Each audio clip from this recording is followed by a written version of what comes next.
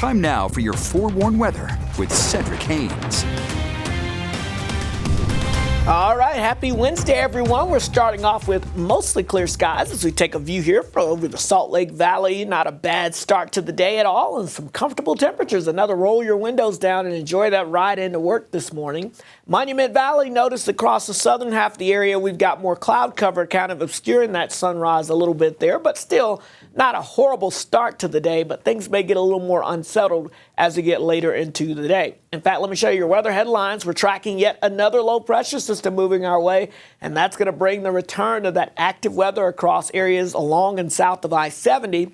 If you're north of I-70, though, we do have some pleasant weather for you once again as we go throughout your Wednesday. If you liked yesterday, you're going to like today because we're going to be dealing with more of that sunshine and more of those comfortable temperatures at or slightly below average. But we are watching out for that potential of some flash flooding over the next few days, especially for our friends across southern Utah.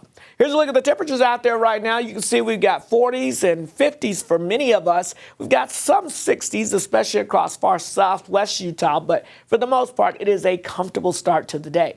As you look at the weather map, you'll be able to see here we've got, again, some clouds here associated across southeast Utah, Colorado, New Mexico, Arizona, and with that next low pressure system starting to spin up some moisture out of Arizona and New Mexico, and that will continue to work its way to the north as we go into the next couple of days. So as we look at your futurecast, we're going to kick things off here about lunchtime or so. Notice we could have a downpour or two across southeastern Utah, but that expands across eastern sections of the state as we get towards your Wednesday afternoon and also across the southern tier counties here. That's where we can see some heavy rain, some torrential downpours out there, and that could lead to some flash flooding issues as we get into this afternoon. Now, as we go into tonight, we're going to keep the chance of some unsettled weather around, even across southwest Utah, as we go into the overnight hours. And then as we go into your Thursday afternoon, we're going to cook up more downpours and more potential of showers and thunderstorms. Notice this activity creeps a little farther to the north of I-70 as we get towards your Thursday afternoon.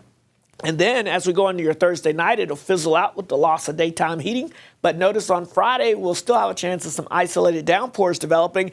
And notice on Friday, we can see that moisture moving as far north as potentially the I-80 corridor. So, again, the best chance of seeing some of the really heavy rainfall will be along and south of I-70, where a half an inch to an inch is likely in many spots. But if you get north of I-70, notice how the amounts of rainfall really drop off up to towards Utah County. We're talking maybe 1/100 of an inch. And you get further north than that, we're barely talking about anything measurable at all.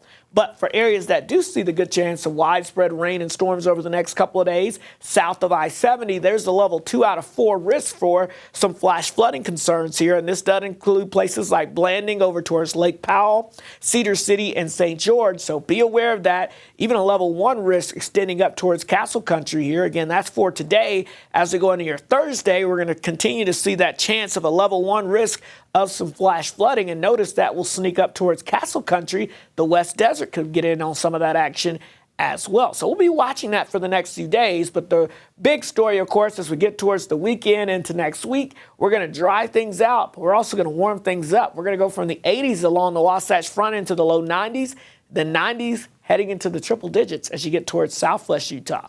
St. George, scattered showers and storms today. Flash flood potential elevated this afternoon, so keep that in mind.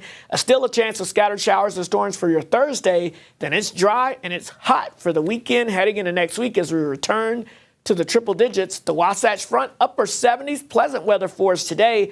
Isolated storms Thursday and Friday. Then we're dry and back to the 90s by the end of the weekend.